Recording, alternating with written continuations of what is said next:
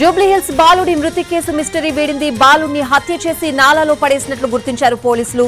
వృద్ధుడు లైంగిక దాడికి ప్రయత్నించగా బాలుడు అరిచాడు. దాంతో గొంతు నొక్కి చంపేశాడు వృద్ధుడు. అనంతరం మృతదేహాన్ని నాలాలో పడేశాడు. బాలుడిని చంపిన వృద్ధుడిని అదుపులోకి తీసుకున్నారు పోలీసులు.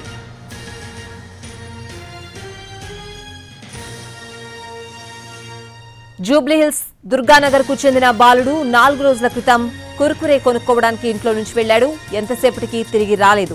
రాత్రైనా సరే రాకపోయేసరికి తల్లిదండ్రులు కంగారు పడ్డారు. అదే కాలనీలో ఉండే బంధువులతో కలిసి కాలనీ అంతా వెతికారు. బస్తీ పరిసర ప్రాంతాల్లోనూ గాలించారు. కానీ ఎక్కడా ఆ బాలుడి ఆచూకీ దొరకలేదు. తెల్లారి నాలాలో బాలుడి డెడ్ బాడీ కనిపించింది. విచారించగా బాలుడిని వృద్ధుడు హత్య చేసినట్లు తేలింది.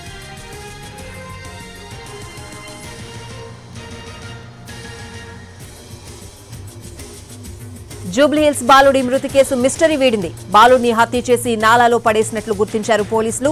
వృద్ధుడు లైంగిక దాడికి ప్రయత్నించగా బాలుడు అరిచాడు. దాంతో గొంతు నొక్కి చంపేశాడు వృద్ధుడు. అనంతరం మృతదేహాన్ని నాలాలో పడేశాడు. బాలుడిని చంపిన వృద్ధుడిని అదుపులోకి తీసుకున్నారు పోలీసులు. అయితే జూబ్లీహిల్స్ దుర్గానగర్ కు చెందిన బాలుడు 4 రోజుల క్రితం కుర్కురే కొనుక్కోవడానికి ఇంట్లో నుంచి వెళ్లాడు. ఎంతసేపటికి తిరిగి రాలేదు. రాత్రైనా సరే రాకపోయేసరికి తల్లిదండ్రులు కంగారు పడ్డారు.